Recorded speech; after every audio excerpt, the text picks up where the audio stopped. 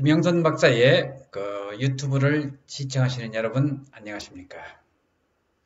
이제 2020년 4월 15일 선량을 뽑는 이제 국회의원 선거가 끝났는데 더불어민주당의 압승으로 무려 180석이라는 의석을 가져가는 아주 거대 여당이 출범하게 되었습니다.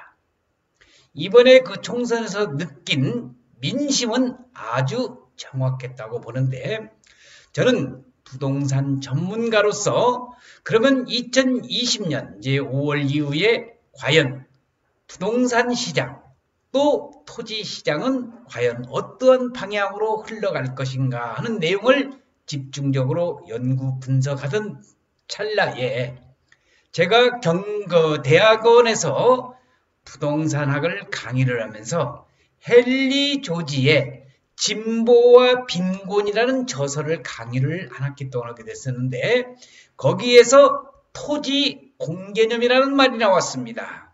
자, 이번에 더불어민주당의 압승으로 끝나자 더불어민주당에서는 이 진보 사상으로 인해서 이 토지 투기를 막기 위해서 추미애 법무부 장관도 마찬가지고 이해찬 또 이인영 최고위원들이 거론이 든 게 토지 공개념이라는 말을 많이 꺼내왔는데, 그래서 시청자 여러분들에게 오늘은 토지 공개념에 대해서 이 토지 공개념의 그 저자인 헨리 조지의 진보와 빈곤의 그러한 사상을 한번 간단하게 분석을 해 드릴 수 있도록 하겠습니다. 자, 앞에 보시는 사진이 진보와 빈곤을 우리 저술을 해낸 헨리 조지, 미국의 학자죠. 자, 미국 경제학자인데, 자, 경제학 고전서로서 헨리 조지의 원전데, 이 책은요,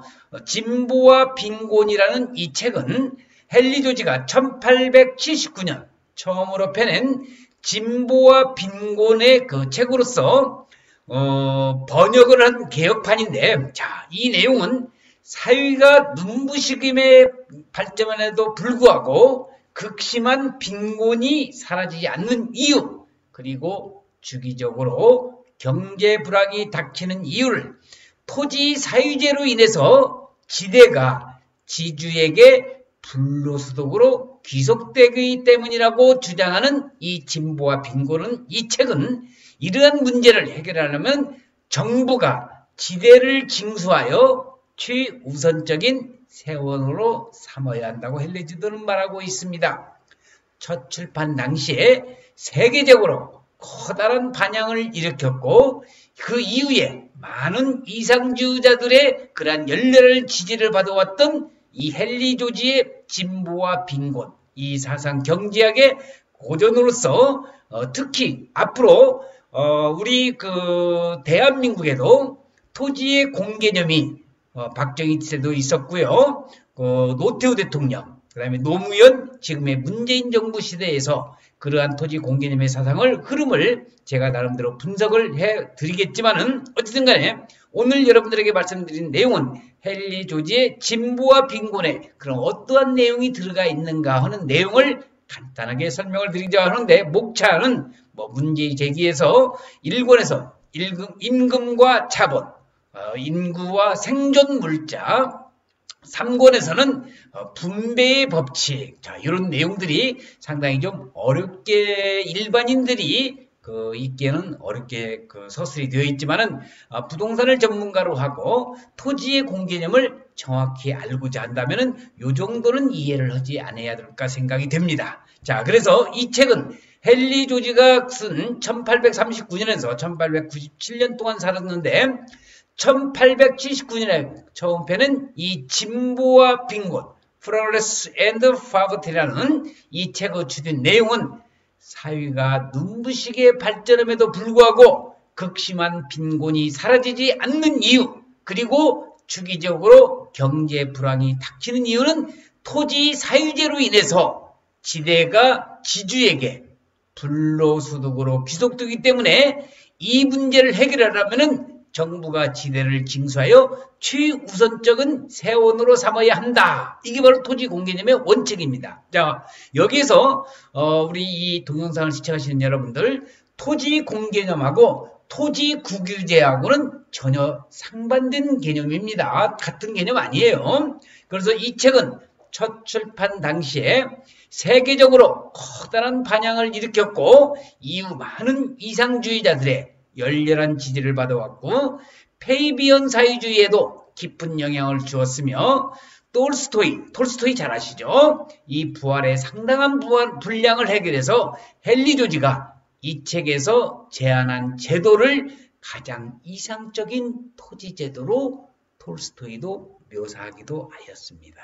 또 미국, 대만, 호주, 덴마크, 영국 등 여러 나라의 토지제도에도 이 헨리 조지의 이 진보와 빈곤에서 이러한 토지 공개념의 사상이 그 흔적을 남기고 있으며 지금도 각국에서 헨리 조지의 사상을 실천하는 움직임이 활발히 진행되고 있습니다. 그래서 대한민국에도 이런 헨리 조지의 이런 사상, 토지 공개념 사상이 지금 이번에 2020년 4월 15일 21대 국회의원 선거를 통해서 180석이라는 거대 여당을 창당을 시작하는 만큼 아마 앞으로 토지 공개념이라는 제도가 상당히 많이 거론될 것 같아서 저희 동영상을 시청하는 여러분들에게 쉽게 토지 공개념에 대해서 지금 말씀을 드리는 겁니다.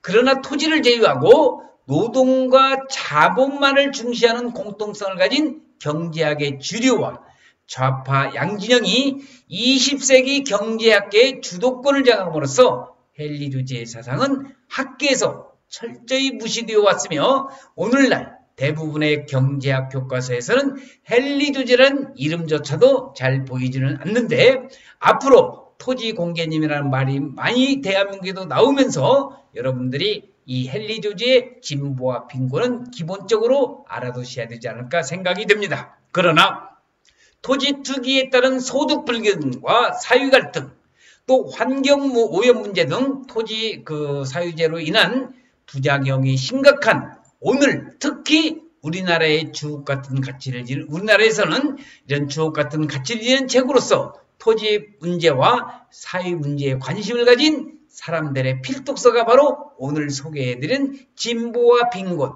헨리 조지의 고전 저서라는 것을 말씀드리고 싶습니다. 자, 헨리 조지의 주장이 이상향에 불과하다는 주장도 있지만은 토지 공개념은 제3 이데올로기일 뿐이고 현실에 적용하기 어렵다는 지적이 일부 나오고 있습니다. 한 가지 사례로 토지에서 나오는 기본은 소득을 세금으로 거두면은 부동산 투자로 돈을 벌 기회가 사라지고 부동산 시장 가치가 사라져서 경제 발전이 더뎌지는 것, 이것 정도는 인정을 해야 될 것입니다. 경제 발전의 열매를 지주가 가져간다는 문제의식이 시대착오적이라는 반박도 나온다는 것이죠.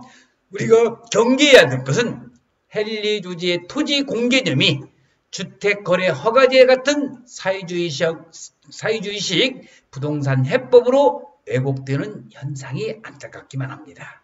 헨리 조지는 주택과 토지를 부동산으로 동일시하면 안 된다고 주장을 했습니다. 그는 세금은 과세 대상의 품목을 제거할 목적으로만 부과한 거고 도구가 많아지면 이 도구 개를 줄이기 위해서 개에게 세금을 부과하는 것 같은 논리인데 주택을 없애기를 바란다면 세금을 부과하면 된다고 말을 했습니다. 자, 다시 한번 말씀드려서 오늘 제가 여러분들에게 말씀드린 내용은 이 헨리 조지의 Progress and Poverty라는 바로 진보와 빈곤, 이 책은 앞으로 대한민국에 이제 2020년 4월 15일 총선이 끝남과 동시에 더불어민주당의 압도적으로 180여석의 국회의원 의석수를 가진 만큼 향후 토지 공개념, 부동산 투기를 잡기 위해서 주택거래 허가제라든지